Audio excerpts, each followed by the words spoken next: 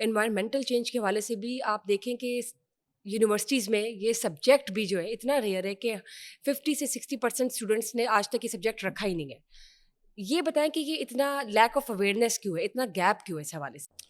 G it's a very good question. کیونکہ ہم اگر بات کریں انوائرمنٹ موومنٹ کی تو ہمارے پاس جو ماحولیاتی مسائل جو دنیا میں سٹارٹ ہوئے تھے وہ ہوئے تھے انڈسٹریلائزیشن کے بعد. بالکل. ہم یہ بات کرتے ہیں ایج آف انڈسٹریلائزیشن کے بعد. اور 1970 میں انفیکٹ دنیا میں پہلا انوائرمنٹل پروٹیکشن ایکٹ آیا ہے جو کہ US میں آیا تھا. اور جو دنیا میں سب سے پہلی کتاب لکھی تھی وہ 1962 میں لکھی گئی تھی, silent spring. That was written by a lady. اور ایک خاتون نے انوائرمنٹل موومنٹ اسٹارٹ کی تھی. اور اس کے بعد ہم یہ بات آج کر رہے ہیں. تو انفیکٹ انوائرمنٹ پہ بات ہونا جو ہے وہ بہت لیٹسٹ اسٹارٹ ہوئی ہے. آخری 50-100 سال میں بات ہوئی ہے, شروع سے پہلے دھیان ہی نہیں تھا. تو اٹ ٹیکس ٹائم. تو اب چونکہ دنیا میں جب لاز آئے, قانون آئے, اور اس کے بعد پھر ایز اے سبجیکٹ یہ ڈیولپ ہوا, تو اب یہ 2000 کے بعد ڈفرینٹ یونیورسٹیز میں آفر کیا جا رہا ہے.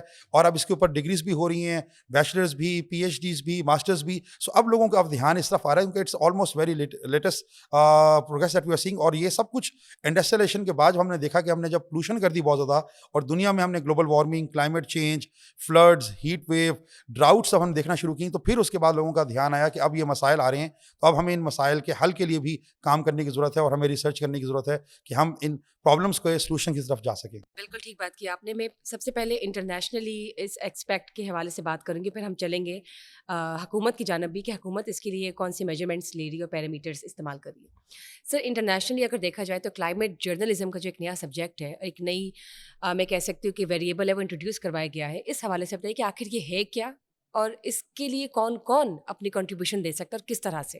Climate change is a issue of every one. That's the most important thing کہ کلائمیٹ چینج سب کا ایشو ہے. اور اس میں جرنلزم کا بہت بڑا رول ہے, جرنلسٹ کا بہت بڑا رول ہے, کیونکہ اویئرنیس کا کام, انفارمیشن دینے کا کام یہ جرنلسٹ کا ہے. کہ جرنلسٹ جو ہے وہ عوامی مسائل کو اجاگر کرتے ہیں, عوامی مسائل کے بارے میں تحقیق کرتے ہیں, اور عوام کے مسائل کا حل تلاش کرتے ہیں.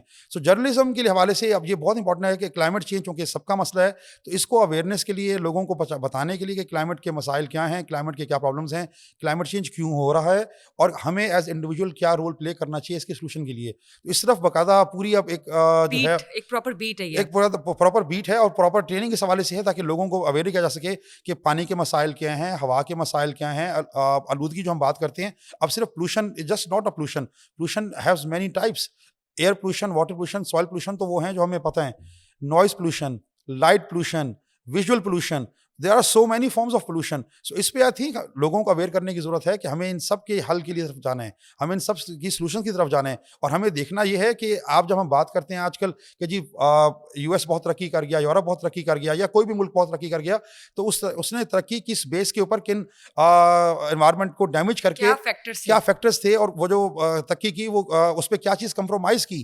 یہاں پہ جرنلزم کا بہت بڑا رول ہے, جو بتائیں کہ کیا یہ ترقی سسٹینیبل ہے, کیا یہ ترقی پائیدار ہے, یا یہ ترقی برائے ترقی تو نہیں, یا یہ صرف مثال کے طور پہ فیس سیونگ تو نہیں, یا صرف مثال کے طور پہ جو دکھتا ہے وہ بکتا تو نہیں, یہ صرف جو ہے وہ نمبر گیم کی بات تو نہیں. تو یہاں پہ جرنلزم کا بہت بڑا اہم رول ہے, جو بتا سکے کہ اس کے نقصانات کیا ہیں. یہ جو آج ہمیں ڈیولپمنٹ دیکھ رہے ہیں, اور آج ہم دیکھ رہے ہیں کہ دنیا چاند پہ جا رہی ہے, آج ہم دیکھتے ہیں کہ ہمارے پاس so many luxuries in life we are availing. So are we availing this luxury on the basis of destroying our environment? نہیں, اس کے پیچھے ہم آخر جو اسٹریٹجیز استعمال ہو رہی, کئی وہ ملک کو نقصان تو نہیں پہنچا رہی, ہمارے انوائرمنٹ کو نقصان تو نہیں پہنچا رہی ان the long run?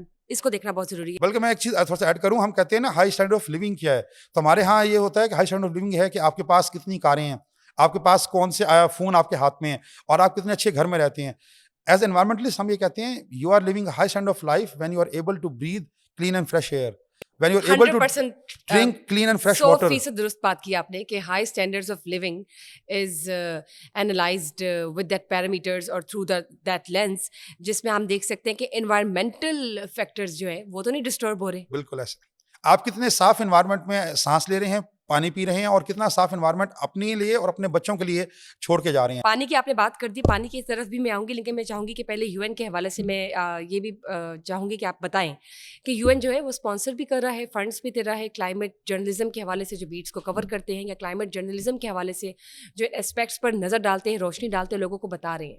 Is that true? Absolutely, بالکل ایسا ہے. UN کا فوکس ایک تو SDGs ہیں, آپ کو پتا ہے there are 17 SDGs اس پہ کام کر رہی ہے, تمام ممالک نے اس کو سائن اپ کیا ہوا ہے, اور آج ہم 2025 میں ہیں, 5 سال ہمارے پاس رہ گئے ہیں. سو ڈیڈ لائن 2030 تک ہمیں ان پہ کام کرنا ہے. جرنلزم کے حوالے سے UN کیوں بہت زیادہ اس پہ فوکس کر رہا ہے؟ اس وقت باقاعدہ جرنلسٹ کی تیاریاں ٹریننگس ہوتی ہیں. اس کے علاوہ ایک کانفرنس ہوتی ہے COP, کانفرنس آف پارٹیز. اس سال جو تھی پچھلے سال وہ آذربائیجان میں تھی.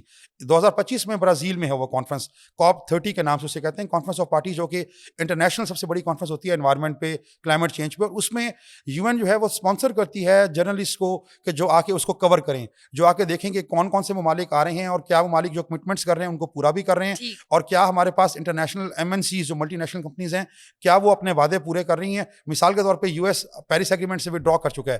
اس کی بہت زیادہ امپلیکیشنز ہیں کہ اگر دنیا کا جو سب سے بڑا ملک ہے وہ ودرا کر چکا ہے تو کس کا مطلب ہے that is not serious for environment. تو باقی کنٹریز چونکہ یہ والنٹری آپ کی اگریمنٹ ہوتی ہے تو کیا وہ بھی ودرا کر سکتے نہیں کر سکتے, اور اس کی امپلیکیشنز کیا ہوں گی, اس کا لانگ رن افیکٹ انڈیویجولس پہ کیا ہوگا اور کنٹریز پہ کیا ہوگا اور ایز سچ گلوب پہ کیا ہوگا. تو یہ بہت امپورٹنٹ چیز ہے کہ جرنلسٹ جو ہیں وہ ان سب چیزوں کو کور کرتے ہیں. آپ نے یونائٹڈ نیشنز کے 17 SDGs کی بات کی, سسٹینیبل ڈیولپمنٹ گولز کی بات کی, جو کہ 2030 تک تمام کنٹریز کو ایک ڈیڈ لائن دی گئی ہے کہ وہ اس میں اپنی کنٹریبیوشن کریں اور اچیو کریں. اب یہ بتائیں, جب ہم اپنی یونیورسٹیز کی بات کرتے ہیں تو ایون کہ یونیورسٹیز نے بھی اس پہ اپنا رول نبھانے کی کوشش کی اور اسٹارٹ لی ہے کہ ریسرچ کے اندر کہیں نہ کہیں وہ SDGs 1, 2 یا 3, 4 ضرور شامل ہوں.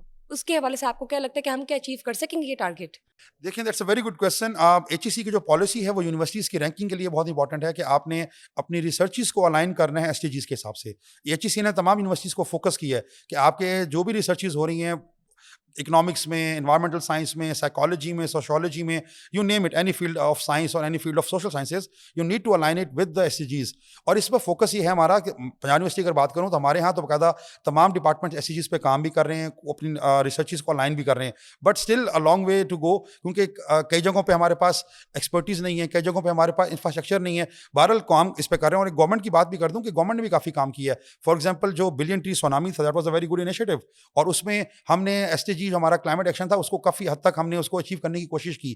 یہ بتائیں, آپ جب حکومت کی بات کرتے ہیں تو حکومت کی جانب سے بھی جو اقدامات اٹھائے جا رہے ہیں وہ ہم سب کے سامنے, اس میں نہ تو صرف صحافیوں کا ایک بنتا ہے کنٹریبیوشن یا رول یا ذمہ داری, بلکہ ناظرین جو گھروں میں بیٹھے لوگ اس وقت ہمیں سن رہے ہیں ان کا بھی سب سے پہلے ایک اسٹیپ بنتا ہے کہ انہوں نے گھروں سے کس طرح سے اس کو لے کے چلنا ہے اور آگے ہم مل کر being United environmental change, climate change کے حوالے سے کچھ چینج دیکھ سکتے ہیں جو کہ ترقی کی راہ پر ہمیں گامزن کرے.